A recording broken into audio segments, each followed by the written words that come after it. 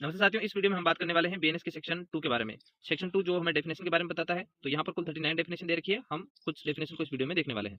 सबसे पहले एक्ट कार्य, यहाँ पर एक्ट ऑफ सीरीज या सिंगल एक्ट भी हो सकता है। इसके बाद काउंटरफेट, काउंटरफेट मतलब कूटकरण। अब यहाँ कूटकरण का मतलब किसी को मूर्ख बनाने के लिए किसी चीज की कॉपी करना।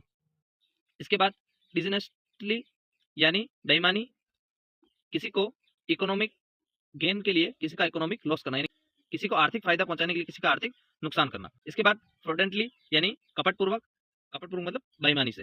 फेथ, गुड फेथ मतलब सोच समझ कर किया गया। इसके बाद हार्बर, हार्बर मीन्स आश्रय। अब यहाँ पर आर्म्स, शेल्टर, फूड, ड्रिंक आदि का हार्बर हो सकता है, आदि का आश्रय हो सकता है। अब इसके बाद इंजरी, इंजरी अब यहाँ पर इंजरी, इंजरी में क्षति। अब यहाँ क्षति जो है वो बॉडी की, माइंड, रेपुटेशन और प्रॉपर्टी की हो सकती है। लोकल लॉस, लोकल लॉस मतलब इंडिया के किसी पर्टिकुलर क्षेत्र में लागू।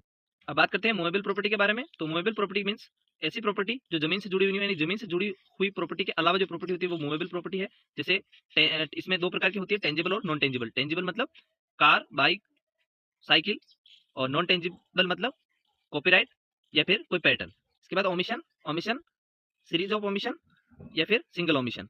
इसके बाद पर्सन, पर्सन मतलब व्यक्ति।